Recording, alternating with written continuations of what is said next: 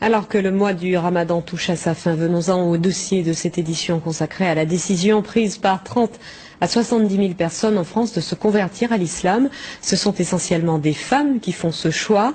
Pour quelles raisons? C'est ce que Pierre Nicolas et Jean-Michel Mier ont demandé à deux d'entre elles. Écoutons leur témoignage. Géraldine est fière. Fière d'être bretonne, fière d'être française et fière d'être musulmane. Aujourd'hui, quand elle se promène avec ses enfants dans cette cité de l'Essonne, c'est la mosquée qui l'attire, plus l'église.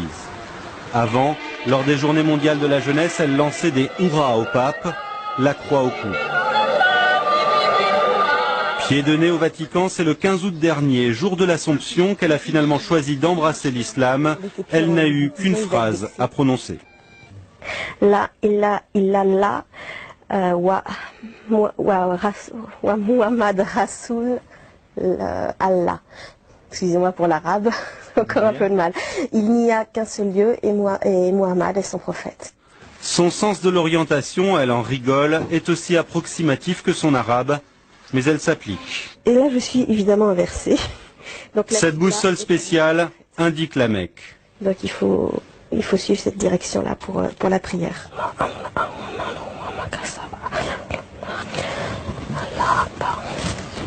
Depuis qu'elle porte le voile, sa fille trouve que maman ressemble à une africaine, mais Géraldine se sent mieux dans sa peau. Avant ma conversion, elle me prenait plus pour une femme française facile, etc. On va dire vraiment quelqu'un qu'on va draguer et c'est tout. Depuis que j'ai le voile et que je suis musulmane, je suis une femme qu'on respecte et une sœur. Géraldine l'avoue, elle a besoin de règles et l'islam lui en donne. Par exemple, elle ne touche plus aux bouteilles sur son frigo. Un regret?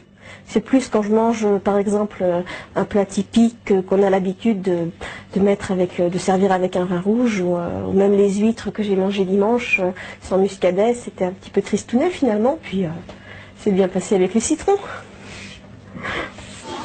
La conversion de Valérie est plus ancienne. Élève brillante, doctorante, elle a franchi le pas il y a 2 ans.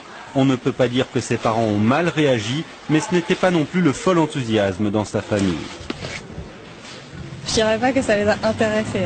C'est-à-dire que je pense pas qu'il y ait une personne dans ma famille qui ait lu un livre sur l'islam depuis ma conversion. Ou qui ait fait une quelconque recherche. C'est plutôt arrête de nous saouler avec ça.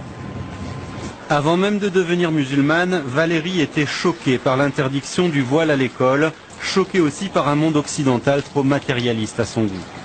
Ce qui me choque le plus, c'est sur quoi on valorise les personnes en fait. C'est bien si on est compétitif sur le marché, même si on est un peu requin, un peu filou, arnaqueur, c'est pas grave, si on est compétitif, si on sait se vendre, tout est une question de commerce, il n'y a plus que ça. Quand l'occasion se présentera, Valérie épousera un musulman. Le Coran, de toute façon, ne lui laisse guère le choix. S'ils ont des enfants ensemble, elle les éduquera selon les valeurs de l'islam, libre à eux de choisir leur religion.